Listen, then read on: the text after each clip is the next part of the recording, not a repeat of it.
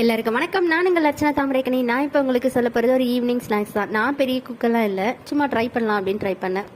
டேஸ்ட்டும் நல்லா வந்துச்சு, ஹஸ்பண்டும் பாராட்டிட்டாங்க. அதனால தான் இந்த வீடியோ உங்களுக்கு போஸ்ட் பண்ணுறேன். அது என்ன ஸ்நாக்ஸ்னால் பொட்டேட்டோ பால்ஸ், வேக வச்ச உருளைக்கிழங்கு, ஆனியன் இது ரெண்டுத்தையும் எடுத்து மேலே மிக்ஸ் பண்ணிக்கணும். தேவையான அளவுக்கு உப்பு, மிளகாத்தூள், கார்ன்ஃப்ளவர் மாவு இது மூணும் தேவையான அளவுக்கு எடுத்து அது எல்லாத்தையும் சேர்த்து நல்லா மிக்ஸ் பண்ணிக்கிட்டு குட்டி குட்டி பால்ஸாக பிடிச்சி வச்சுக்கணும்.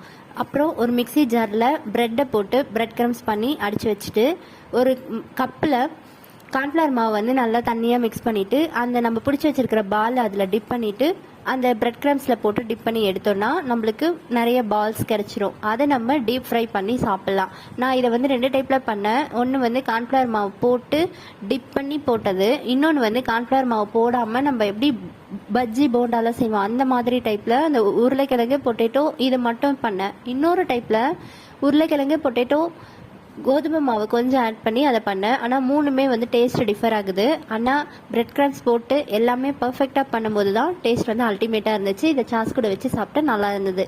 நீங்களும் ட்ரை பண்ணி பார்க்கலாம் வீட்டில். நான் இது எல்லாமே ஃபோட்டோஸாக தான் அப்லோட் பண்ணியிருக்கேன். நான் குக் பண்ண மாதிரி போடலை. ஏன்னா இது வீடியோ எடுக்கிறதுக்கோ இல்லை ட்ரைபாடோ என்கிட்ட கிடையாது. நான் மட்டும்தான் இருக்கேன், அதனால நான் இப்படி பண்ணியிருக்கேன். இந்த வீடியோ உங்களுக்கு பிடிச்சிருந்தா நம்ம ஏடிஎஸ் ஹாப்பி